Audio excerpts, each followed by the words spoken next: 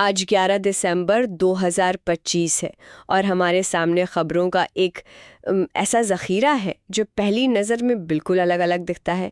Ukraine में शांति की बातें हो रही हैं तो गाज़ा में बर्फीले तूफान से तबाही मची है।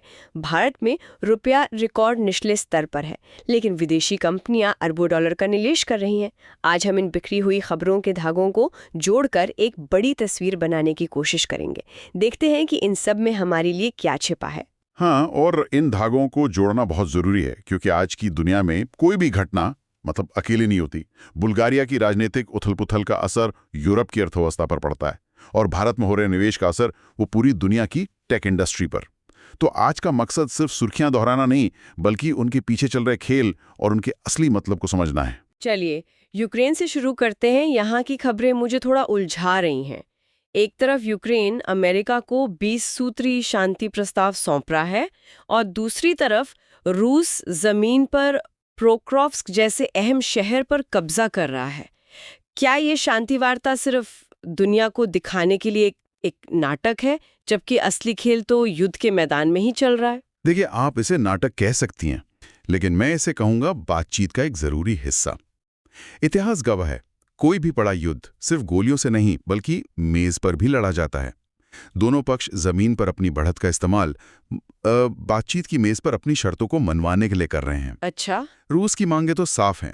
यूक्रेन नेटो में जाने का विचार छोड़ दे और डॉनबास क्षेत्र को सौंप दे। क्रेमलिन ये कह रहा है कि अमेरिकी प्रस्तावों के कुछ हिस्से कुछ हद तक स्वीकार्य हैं। इसका मतलब है कि दरवाजा खुला है, लेकिन चाबी अभी भी युद्ध के मैदान में ही है। मतलब जो जंग में जीतेगा वही बातचीत में भी जीतेगा। और इसी तरह का एक और मानवीय संकट गाजा में दिख रहा है। वहां 2 महीने से संघर्ष विराम है, लेकिन विंटर स्टॉर्म बायरन ने 10 लाख से ज्यादा विस्थापित लोगों की जिंदगी को नरक बना दिया है। तंबू पानी में डूबे हैं, तापमान 0 से नीचे है। ये कैसा संघर्ष विराम है? और यही तो कड़वी सच्चाई है। संघर्ष विराम सिर्फ गोलियों और बमों को रोकता है, मानवीय तबाही को नहीं। जब तक बुनियादी ढांचा, साफ सफाई और सहायता पहुंचाने वाले सिस्टम बहाल नहीं होते, लोगों की पीड़ा तो जारी रहेगी, भले ही बंदूकें शांत हों। सोचिए, 2025 के लिए जो जरूरी 4 अरब डॉलर की मदद थी, उसमें से सिर्फ 40% ही मिला है। ईंधन नहीं है, दवाइयां नहीं है। यह दिखाता है कि युद्ध खत्म करने का ऐलान कर देना ही काफी नहीं होता। उसके बाद के जो हालात हैं, उनको संभालना असली चुनौती है। और इसी बीच दुनिया की बड़ी ताकतें अपने समीकरण बना रही हैं। जैसे अमेरिका पाकिस्तान को F-16 लड़ाकू विमानों के लिए लगभग $686 मिलियन का एक बड़ा अपग्रेड पैकेज दे रहा है। हाँ, और ये सिर्फ F-16 विमान नहीं है, बल्कि उनका अपग्रेड पैकेज है। इसमें शायद बेहतर रडार और मिसाइल सिस्टम शामिल हैं। भारत के लिए चिंता की बात यह है कि इससे पाकिस्तान के पुराने विमान भी वो भारत के नए विमानों को टक्कर देने में सक्षम हो सकते हैं। ये दिखाता है कि अमेरिका कैसे पाकिस्तान को काउंटर टेररिज्म के लिए एक सहयोगी के तौर पर बनाए रखना चाहता है, भले ही इससे भारत के साथ उसके संबंधों में थोड़ी असहजता है। ये एक क्लासिक भू राजनीतिक संतुलन का खेल है। तो एक तरफ हम देख रहे हैं कि युद्ध के मैदान में क्या हो रहा है, लेकिन सत्ता के गलियारों में भी एक अलग तरह की जंग चल रही है, खासकर उन देशों में जहां लोकतंत्र की बुनियादें हिल रही हैं। बुल्गारिया को देखिए, जो कुछ ही हफ्तों में यूरोजोन में शामिल होने की कगार पर था, लेकिन अब वहां की सरकार ही गिर गई है। और ये बहुत बड़ा झटका है। यूरोजोन में शामिल होने के लिए राजनीतिक स्थिरता एक बुनियादी शर्त है। सोफिया में 1 लाख से ज्यादा लोग सड़कों पर इस्तीफा दो के नारे लगा रहे थे। और ये गुस्सा सिर्फ किसी एक नीति के खिलाफ नहीं, बल्कि ये व्यापक भ्रष्टाचार और आर्थिक कुप्रबंधन के खिलाफ है। अगर संसद नई सरकार नहीं बना पाती तो ये 4 साल में देश का 8वां चुनाव होगा। ये राजनीतिक अस्थिरता उस पूरी प्रक्रिया को खतरे में डाल सकती है जो बुल्गारिया को यूरोप के और करीब लाती। और म्यांमार में भी एक तरह से चुनाव का ढोंग रचा जा रहा है। सैन्य जुंटा 28 दिसंबर को चुनाव करा रही है, लेकिन आंग सान सू की पार्टी ने इसका पूरी तरह से बहिष्कार कर दिया है। क्या इस चुनाव का कोई मतलब है? विपक्ष के शब्दों में कहें तो ये सत्ता पर मिन आंग लाइंग की पकड़ को मजबूत करने के लिए एक दिखावा है। ये लोकतंत्र की आड़ में सत्ता पर कब्जा बनाए रखने की एक क्लासिक रणनीति है।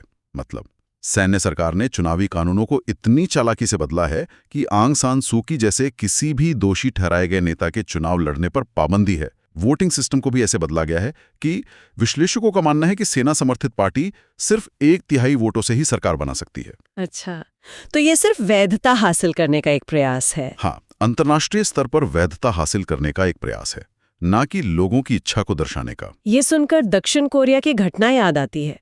वहां राष्ट्रपति युन सुक येओल द्वारा लगाए गए आपातकालीन मार्शल लॉ की पहली बरसी मनाई गई। कमाल की बात यह है कि ये मार्शल लॉ सिर्फ 6 घंटे तक ही चला था, जिसे संसद ने रद्द कर दिया। और ये घटना एक स्थापित और मजबूत लोकतंत्र के लिए भी एक तरह की चेतावनी है। राष्ट्रपति ने अपने कदम को राष्ट्र विरोधी ताकतों से देश को बचाने का एक शासन का कार्य बताया था। 1 साल बाद भी समाज में ध्रुवीकरण इतना गहरा है कि घाव अभी भी ताजा हैं। संसद ने जिस तेजी से इसे रद्द किया वो लोकतंत्र की ताकत को दिखाता है, लेकिन एक राष्ट्रपति का ऐसा कदम उठाना ही अपने आप में इस बात की याद दिलाता है कि सत्ता का दुरुपयोग किसी भी देश में हो सकता है, चाहे वो कितना भी विकसित क्यों ना हो। अब भारत की तरफ आते हैं, जहां की कहानियां भी कम विरोधाभासी नहीं है। एक तरफ गोवा के नाइट क्लब में आग लगने से 25 लोगों की मौत हो जाती है और दूसरी तरफ अरुणाचल में एक ट्रक के खाई में गिरने से 18 मजदूर मारे जाते हैं। ये दोनों खबरें सुन के मन भारी हो जाता है। और ये दोनों ही मामले सिर्फ हादसे नहीं हैं, ये सिस्टम की नाकामी को दिखाते हैं। गोवा में क्लब के मालिक लूथरा बंधु आग लगने के सिर्फ 60 मिनट बाद थाईलैंड भागने के लिए टिकट बुक करते हैं। ये जवाबदेही से भागने का एक बेशर्म उदाहरण है। उन्होंने सुबह 1:17 बजे टिकट बुक किए, जबकि बचाव अभियान चल ही रहा था। और उनके खिलाफ इंटरपोल का ब्लू कॉर्नर नोटिस भी जारी हुआ। पर ये रेड कॉर्नर नोटिस से अलग कैसे है? अच्छा सवाल है। देखिए, रेड कॉर्नर नोटिस में सीधे तौर पर गिरफ्तारी की मांग होती है। वहीं ब्लू कॉर्नर नोटिस किसी अपराध के संबंध में किसी व्यक्ति की पहचान, उसके ठिकाने या उसकी गतिविधियों के बारे में अतिरिक्त जानकारी इकट्ठा करने के लिए एक अंतर्राष्ट्रीय अलर्ट होता है। ये गिरफ्तारी के आदेश से एक कदम नीचे है। थाईलैंड से उनका निर्वासन दिखाता है कि जब अंतर्राष्ट्रीय सहयोग होता है तो अपराधी बच नहीं सकते। और अरुणाचल की घटना तो और भी दिल दहला देने वाली है। 10,000 फीट की ऊंचाई पर हादसा होता है और 2 दिनों तक किसी को पता ही नहीं चलता। अगर बुद्धेश्वर दीप नाम का अकेला जीवित बचा व्यक्ति हिम्मत न दिखाता तो शायद कभी पता भी नहीं चलता। बिल्कुल, ये घटना उन लाखों मजदूरों की कमजोर स्थिति को उजागर करती है जो हमारे देश के सबसे कठिन और दूर दराज के इलाकों में काम करते हैं, जहां कोई मोबाइल नेटवर्क नहीं, कोई संपर्क नहीं। यह हमें सोचने पर मजबूर करता है कि जो लोग हमारे देश की नींव बना रहे हैं, उनकी सुरक्षा के लिए हमारे पास क्या इंतजाम है। विकास की इस दौड़ में हम मानवीय गरिमा को कहीं पीछे छोड़ आए हैं। इन दुखद खबरों के बीच एक अच्छी खबर भी है। दीपावली को यूनेस्को की अमूर्त सांस्कृतिक विरासत सूची में शामिल कर लिया गया है। हाँ, ये एक बहुत बड़ा सम्मान है और ये भारत का 16वां ऐसा तत्व है जिसे इस सूची में जगह मिली है।